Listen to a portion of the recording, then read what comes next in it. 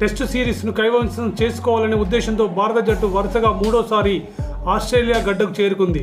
ఇందుకోసం ఆటగాళ్లు పెర్త్లో తీవ్రంగా శ్రమిస్తున్నారు. ప్రపంచ టెస్టు ఛాంపియన్షిప్ పరంగా కూడా ఈ సిరీస్ చాలా కీలకం కానుంది. అయితే విరాట్ కోహ్లీ ఫామ్ టీమిండియాకు ఆందోళన కలిగిస్తుంది. అతను గత 10 ఇన్నింగ్స్లో 20 సగటుతో మాత్రమే పరుగులు చేశాడు.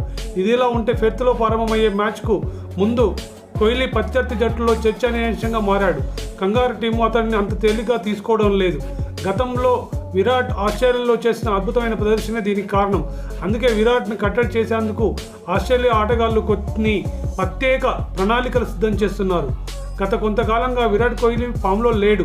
కానీ విరాట్కి నచ్చిన ప్రదేశాల్లో ఆస్ట్రేలియా ఒకటి. కోహ్లీకి ఇక్కడ మంచి రికార్డే ఉంది.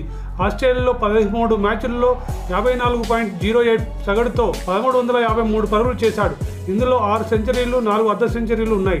దీంతో విరాట్ను మిచెల్ మార్ష్ త్వరగా అవుట్ చేయాలని ప్లాన్ చేస్తున్నాడు.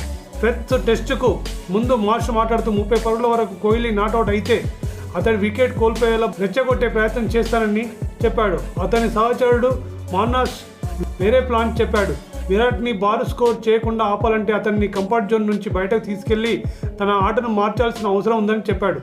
అతనికి ఆడే అవకాశం ఇస్తే అతను చాలా ప్రమాదకరమైన ఆటగాడు అవుతాడని చెప్పుకొచ్చాడు.